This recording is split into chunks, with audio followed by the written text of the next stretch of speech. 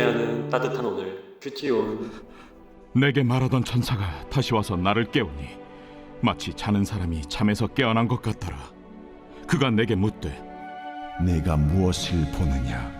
내가 보니 순금 등잔대가 있는데 그 위에는 기름그릇이 있고 또 그 기름그릇 위에 7 등잔이 있으며 그 기름그릇 위에 있는 등잔을 위에서 7 관이 있고 그 등잔대 곁에 2 감람나무가 있는데 하나는 그 기름그릇 오른쪽에 있고 하나는 그 왼쪽에 있나이다 하고 내게 말하는 천사에게 물어 이르되 내 주여 이것들이 무엇이니이까?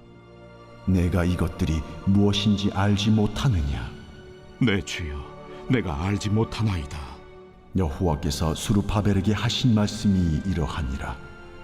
만군의 여호와께서 말씀하시되 이는 힘으로 되지 아니하며 능력으로 되지 아니하고 오직 나의 영으로 되느니라.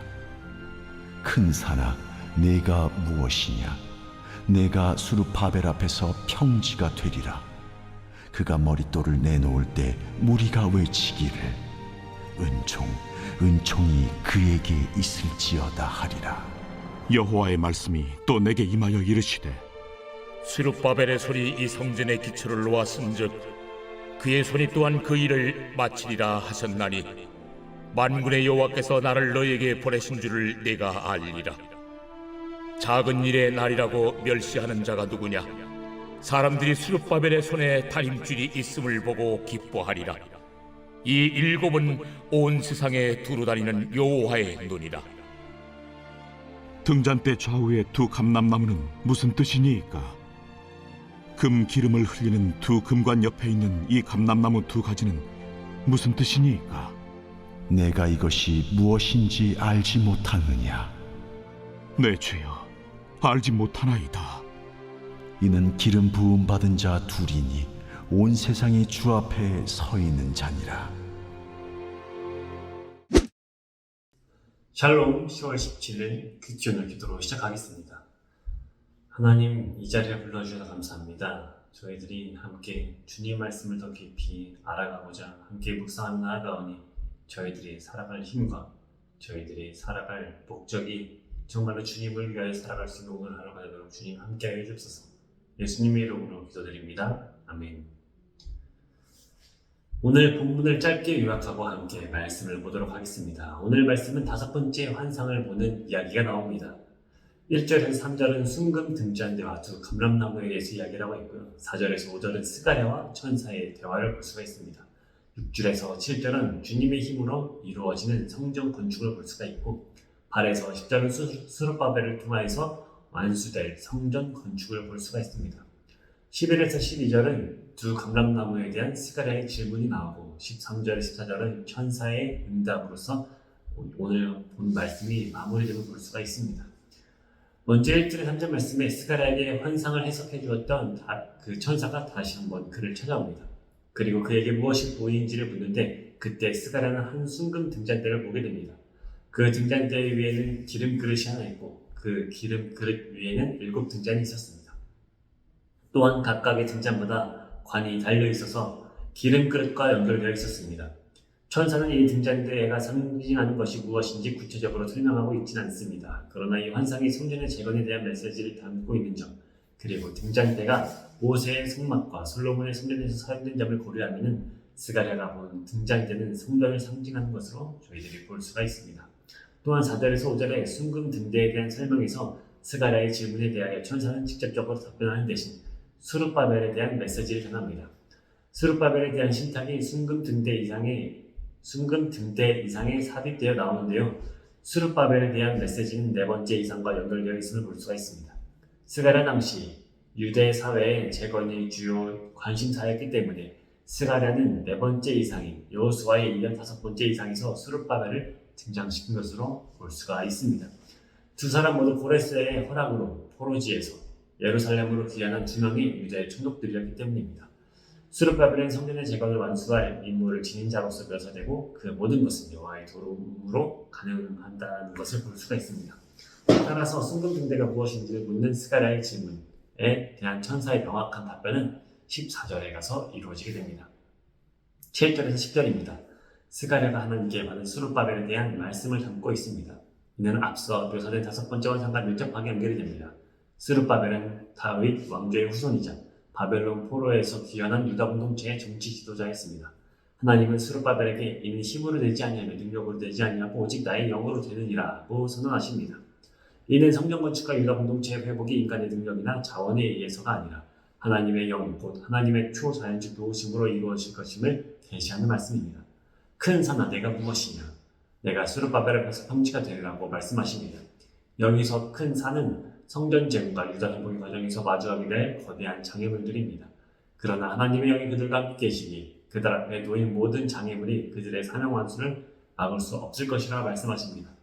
아울러 하나님은 스룹바벨의 성전의 마지막 돌을 가져왔을 때 일어날 일을 말씀하십니다. 그때 유다 백성은 은총이 그에게 있다라고 외칠 것이다 말씀하십니다. 즉 유다 백성은 그들의 힘과 능력이 아닌 하나님의 영의 역사로 성전 건축이 완전히 이루어졌음을 인정하게 될 것입니다.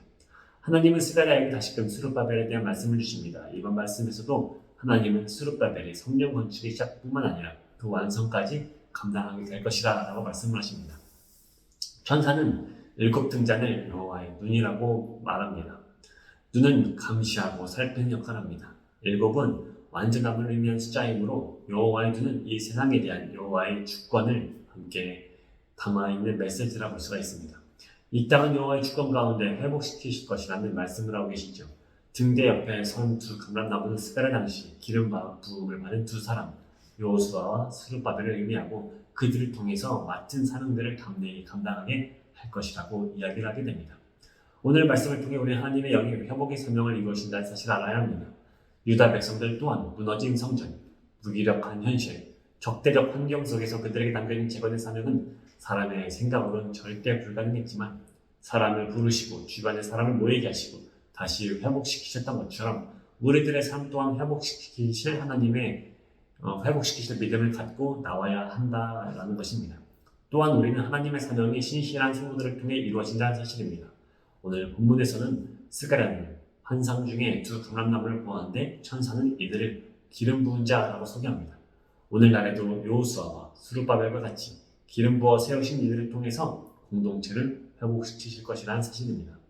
마지막으로는 우리는 하나님의 사명이 공동체에 주어졌다는 사실을 기억해야 합니다. 우리는 하나님의 빛을 세상에 비추는 등잔대가 되어야 합니다. 이 사명을 위해 우리는 하나님의 백성이라는 정체성을 기억해야 합니다. 우리는 하나님의 빛을 통해 회복된 백성입니다. 우리는 연약하지만 낙심할 이유가 전혀 없습니다. 왜냐하면 하나님은 오늘도 우리에게 성령의 기름을 부어주시기 때문입니다. 오늘도 우리 모두 성령의 붙들림과 되어 살아가는 주의 귀한 청년들 되시기를 소망합니다. 묵상 질문입니다. 회복시키실 하나님을 찬양하고 그분을 의지하며 살아가고 계시나요? 함께 기도하겠습니다.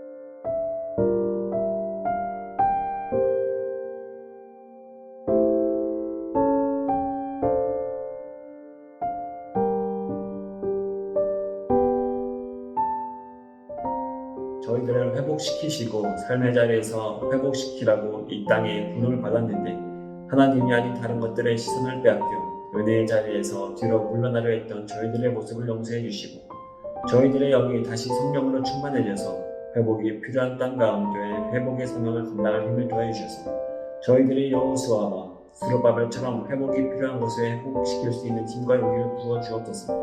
예수님의 이름으로 기도드립니다. 아멘. 오늘 하루도 즐거운 하루 되세요.